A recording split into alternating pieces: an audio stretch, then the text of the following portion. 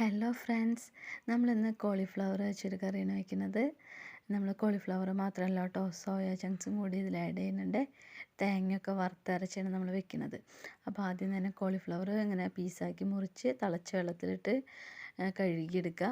അതിന് ഒപ്പം തന്നെ നമ്മൾ ലാസ്റ്റായിട്ട് സോയ ചങ്ക്സും കൂടി നമ്മൾ ആഡ് ചെയ്ത് തീ ഓഫ് ചെയ്തിടുക. അതിനുശേഷം ഇത് ആറിക്കഴിയുമ്പോൾ പിഴിഞ്ഞ് വെള്ളമൊക്കെ കളഞ്ഞ് വൃത്തിയാക്കി വേറെ വെള്ളത്തിലൊക്കെ കഴുകി നമ്മൾ കുക്കറിലിടാണ്.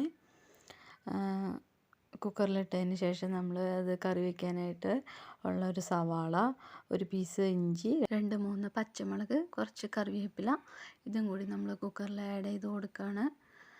അതിനുശേഷം നമ്മൾ ആവശ്യത്തിനുള്ള ഉപ്പ്, പിന്നെ ഒരു 1/2 ടീസ്പൂൺ മഞ്ഞൾപ്പൊടി ഇത്രയും കൂടി ഇട്ട് നമ്മൾ അത് വേവാനായിട്ട് ആവശ്യത്തിനുള്ള വെള്ളം കൂടി ഒഴിച്ച് കൊടുത്ത് ഒരു 2-3 വിസിൽ വരുന്നത് വരെ വെയിറ്റ് ചെയ്യുക. പിന്നെ നമുക്ക് വറുത്തരയ്ക്കാനുള്ള തേങ്ങ എടുത്ത് ചെരുകി അതൊരു ഇച്ചിരി വെളിച്ചെണ്ണ ഒഴിച്ച് ഒരു പാനിലിട്ട് വറുക്കാനിടാം.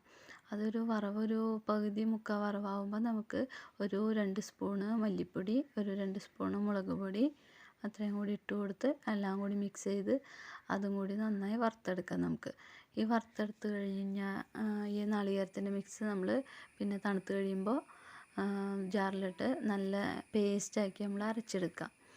അപ്പോഴേക്കും നമ്മുടെ കുക്കറിൽ കിടന്ന് കോളിഫ്ലവറും സോയ ചങ്ക്സും ഒക്കെ വെന്ത് കഴിഞ്ഞു.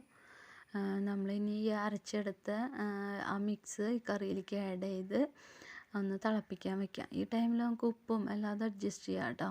പിന്നെ നമ്മുടെ കറി തിളച്ച് മുകളിൽ വെളിച്ചെണ്ണയൊക്കെ തെളിഞ്ഞ് വരുന്നത് വരെ വെയിറ്റ് ചെയ്യാം. അതിനുശേഷം നമുക്ക് ഒരു പാൻ വെച്ച് ഉള്ളി കാച്ചുകയാണ് നമ്മൾ ചെയ്യണത് കേട്ടോ. ഉള്ളിയും കറിവേപ്പിലയും കൂടി താളിച്ചൊഴിക്കുകയാണ് ചെയ്യണത്. പിന്നെ മസാല ചേർക്കേണ്ടവർക്ക് ഈ ടൈമിൽ മസാല കൂടി ചേർത്ത് കൊടുക്കുക കേട്ടോ.